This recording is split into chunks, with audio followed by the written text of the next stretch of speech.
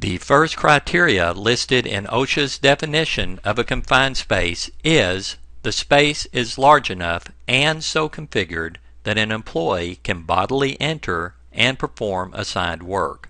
The operative term is bodily enter. This means that the employee can fit entirely inside the space. If the space is not large enough for the employee to fit entirely inside, then the space does not meet the definition of a confined space. This standard is only intended to apply to spaces large enough and configured so the entire body of an employee can enter. This is clarified in the preamble to the final rule. The second criteria in OSHA's definition of a confined space is the space has limited or restricted means for entry or exit. Contrary to popular belief, this does not mean that the space has only one way in or out. It means the entrance ability to escape in an emergency would be hindered. Further explanation of this term is provided by OSHA in the preamble to the final rule. And in the OSHA Confined Space Advisor, they further explain that a space would have a limited means of entry or exit where the occupant must crawl, climb, twist, be constrained in a narrow opening, follow a lengthy path, or otherwise exert unusual effort to enter or leave, or where the entrance may become sealed or secured against opening from inside. Examples of a limited or restricted means of entry or exit could include portholes, where the entrant must squeeze through to enter or exit, hatches of a size or location that require the entrant to climb or squeeze through, manhole openings that the entrant must pass through to get into or out of the space, and entryways where the worker must climb a ladder to enter or exit the space.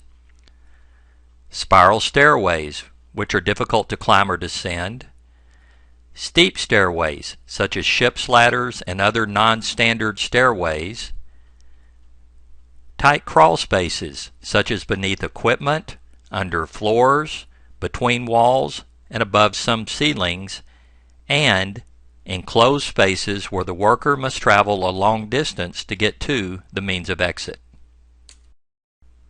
The question often arises as to whether or not OSHA considers a standard-sized doorway to be a limited or restricted means of entry or exit. In the preamble to the Permit Required Confined Space Standard, OSHA states that doorways and other portals through which a person can walk are not to be considered a limited means of entry or exit. However, a space containing such a door or portal may still be deemed a confined space if an entrance ability to escape in an emergency would be hindered. OSHA further clarifies their position in a later amendment published in the Federal Register, where they state that even if the door or portal of a space is of sufficient size, obstructions inside the space could make entry into or exit from the space difficult.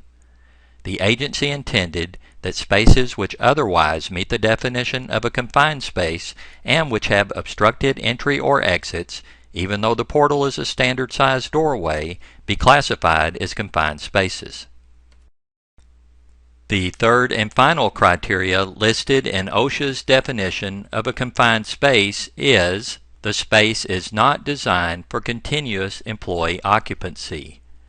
For example, this particular utility vault has not been designed with any safeguards for entrance, so at a minimum, workers would have to utilize a portable blower, auxiliary lighting, and a portable gas detector before entering this space.